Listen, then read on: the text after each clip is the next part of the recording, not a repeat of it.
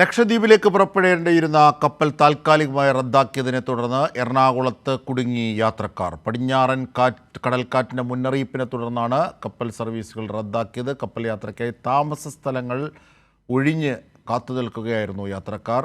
ഇവരാണ് കുടുങ്ങിയത്. വിവരങ്ങളുമായി ഇപ്പോൾ സാലിം മുഹമ്മദ് ചേരുന്നു. അതിനു മുമ്പ് ഇവർക്ക് ആവശ്യമായ സൗകര്യവും നഷ്ടപരിഹാരവും അനുവദിക്കണമെന്ന് DYFI ആവശ്യപ്പെട്ടിട്ടുണ്ട്. അവരുടെ വാക്കുകളിലേക്ക്. റൂമെല്ലാം വെക്കേരിക്കും വന്ന് 2 മാസമായി ഇപ്പം ഇവിടെ വന്ന് അവർ നാട്ടിൽ തിരിച്ചു പോകാനുള്ള വഴിയില്ല.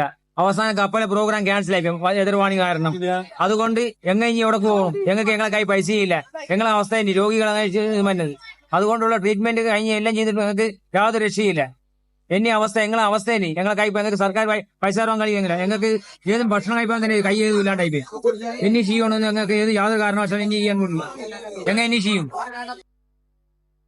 ഇതിൻ്റെ കൂടുതൽ വിവരങ്ങളായി സാലിം മുഹമ്മദ് ചേരുന്നു. സാലി, എത്ര യാത്രക്കാരാണ് ഇത്തരത്തിൽ ബുദ്ധിമുട്ടുന്നത്? ഇവർക്ക് യാത്രാ സൗകര്യങ്ങൾ ഏർപ്പെടുത്തിയിട്ടില്ലേ തുറമുഖ വകുപ്പ്?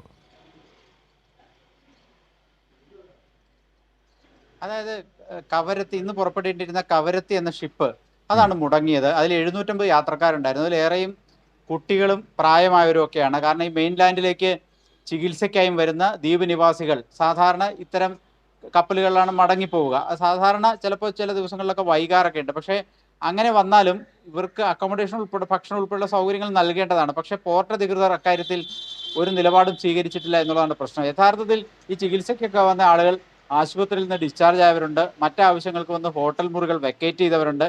അവരൊക്കെ കൃത്യം കപ്പലെത്തും, നാട്ടിലേക്ക് മടങ്ങാം, ദ്വീപിലേക്ക് മടങ്ങാം എന്ന് പ്രതീക്ഷയോടെ പോർട്ടിലെത്തിയവരാണ്. അവരെ സംബന്ധിച്ചിടത്തോളം ഇപ്പോൾ പ്രതിസന്ധിയായി. കാരണം അവർക്ക് മടങ്ങിപ്പോകാൻ ആശുപത്രിയിൽ നിന്നാണെങ്കിൽ ഡിസ്ചാർജ് ചെയ്തു പോന്നു, അവർ താമസിച്ചിരുന്നിടത്താണെങ്കിൽ ഇപ്പോൾ താമസ സ്ഥലമില്ലാതെ വെക്കേറ്റ് ചെയ്ത് പോന്നു. ഇനി പുതുതായി പോയി റൂം എടുത്തോ മറ്റോ താമസിക്കാനോ പലരുടെയും കൈവശം പണവുമില്ല.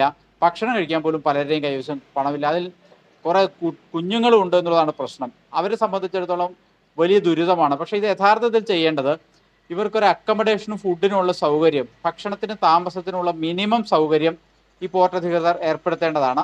അതാണ് ഇപ്പോൾ പ്രശ്നമായിരിക്കുന്നത്. അവർ പ്രതിഷേധമൊന്നും ഇല്ലാതെ അവരുടെ സങ്കടവും ബുദ്ധിമുട്ടുകളും ഒക്കെ മറ്റുള്ളവരുമായി പങ്കുവെച്ച് ഇപ്പോഴും പോർട്ടിൽ കഴിയുന്നുണ്ട്. പക്ഷേ എന്നെ പ്രശ്നം എന്ന് വെച്ചാൽ ഇവർക്ക് എന്തെങ്കിലും ഒരു സംവിധാനം ഒരുക്കി കൊടുക്കണം, ഭക്ഷണമെങ്കിലും കൊടുക്കേണ്ടതുണ്ട്. അപ്പോഴാണ് DYFI ലക്ഷദ്വീപ് ഘടകം ഇടപെട്ടത്. അവർ പോർട്ട് ഡയറക്ടർക്ക് ഒരു കത്ത് അയച്ചിട്ടുണ്ട്. ആ കത്തിൽ ആവശ്യപ്പെടുന്നത് ഇവർക്ക് അടിയന്തരമായി ഭക്ഷണവും താമസ സൗകര്യവും ഏർപ്പെടുത്തണം. കാലാവസ്ഥ മെച്ചമാകുന്ന മുറയ്ക്ക് പെട്ടെന്ന് തന്നെ അവരെ ദ്വീപിലെത്തിക്കാനുള്ള സംവിധാനം ഒരുക്കുകയും ചെയ്യണം എന്നാണ് ഇതിൽ ആവശ്യപ്പെട്ടിരിക്കുന്നത്. ഏതായാലും ആ പ്രശ്നത്തിന് ഒരു പരിഹാരം ഉണ്ടാകും എന്ന പ്രതീക്ഷയിലാണ് ഇപ്പോൾ കുടുങ്ങിക്കിടക്കുന്ന ഈ കപ്പൽ യാത്രക്കാർ. ശരി സാലിം മുഹമ്മദാണ് വിവരങ്ങൾ വിശദാംശങ്ങൾ നൽകിയത്.